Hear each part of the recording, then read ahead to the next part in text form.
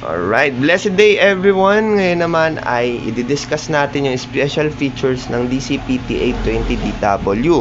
At ito yung kakayanan niyang mag-photocopy ng two-sided document. Paano yung concept ng two-sided document? Hindi kagaya netong DCP-T710W na kailangan mo pang i-flip yung paper para lang ma-photocopy mo yung other side o yung back side ng document.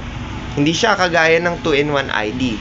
Kasi yung 2-in-1 ID, nasa same pages. Pero ang gagawin natin, nasa different page, yung front page at yung back page ng result ang kailangang maiproduce.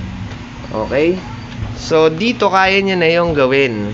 Hindi ka na mahihirapang mag-flip pa ng papel mula dito sa tray, tapos papasok mo lang ulit. Hindi na kailangan yon.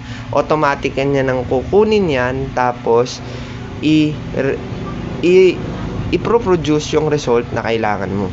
So, una, kailangan natin guys ng original copy. Itaob natin yan sa flatbed, yung front, yung una nating page na ipo-photocopy, kaya yun yung nakataob. Tapos, next naman yung back.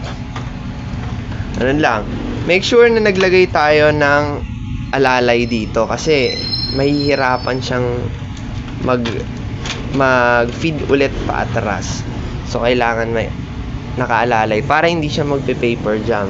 Ngayon gagawin natin, copy and then two-sided. Nanapin nyo guys itong one side, two-sided. Once na okay na yan, pindutin nyo lang yung mono. Next page. So, yung back page naman yung ating photocopy. Itaob lang natin yan. Lahat nakatihaya na yung front page. Tapos nakataob naman yung second page o yung back page na ating photocopy. Ibaba na natin yung flatbed at hanapin natin tong yes. Hantayin lang natin lumitaw.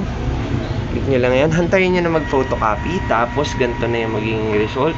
Dapat merong nakaalalay dito. Hindi pa pwedeng wala.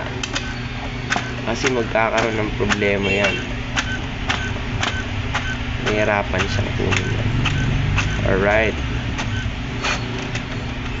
Ihilahin yan guys. Okay, nakita niyo yan? Smooth. Kinuha niya na yun. Tapos, magpo-photocopy siya ng back page. Tingnan natin kung paano niya i-release yung output. So, okay, ganito. Nakita nyo? So, ito yung harap mo.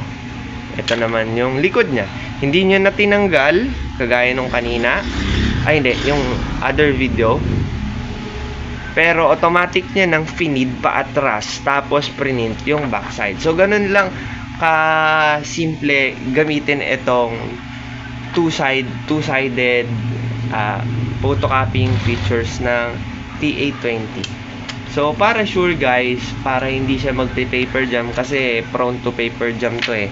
Make sure na meron ka talagang pangsalo. Kasi once na unbalance yung papel mo, tapos para siyang naka-bulge pababa. So, alam niyo yun, lantutay. Ang tendency, madidisorient yung papel doon sa roller pins, tapos dahil unequally yung distribution ng weight ng papel kasi para mas magaan dun sa kabila, nangyayari matitilt ng konti tapos magpe-paper jam, babara. So ang technique lang doon dalawa. It's either hilahin mo doon kung di na talaga kaya, or iangat mo lang to, tas ibaba, tas okay na yun, good to go. Ganun lang yung principle nun. So I hope nakatulong tong video na ito para mapadali ang pag-photocopy nyo. Maraming salamat at God bless.